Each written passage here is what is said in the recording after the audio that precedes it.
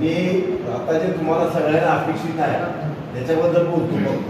आता विषय वाढत आला.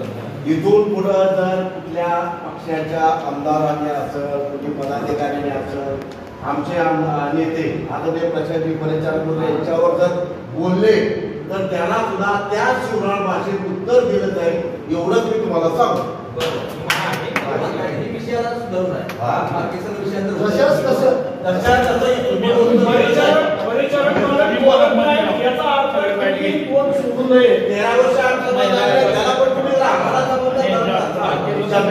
पंढरपूर तालुक्याची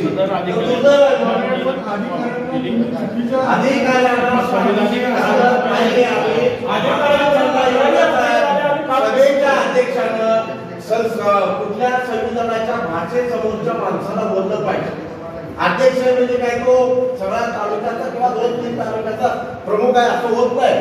सगळ्याला प्रत्येकाचे अधिकार आहेत, प्रत्येकाचं सगळं आहे, नियम आहे त्याला सगळ्याला. आज तुला सस्पेंड ही भाषा नाही, सस्पेंड कुणी करायचं असतं, समोरच्या नागरिकांनी तो ठराव मांडायचा असतो, तो त्रास करायचा असतो आणि मग अध्यक्षांनी निर्णय घ्यायचा असतो. अध्यक्षांनी तुला सस्पेंड करतो म्हणायचं असतं. आमसभेला कुणालाही सस्पेंड करण्याचा अधिकार कायद्यानं दिलेला नाही. आमसभेला पत्रकार बंधूंनी विचारला प्रश्न, इथून पुढे येणाऱ्या काळात जर त्यांनी म्हणले असतील आमच्या नेत्यांना कोण टार्गेट करत असेल तर आम्ही कोणाला टार्गेट करत नाही, हा मूळ मुद्दा.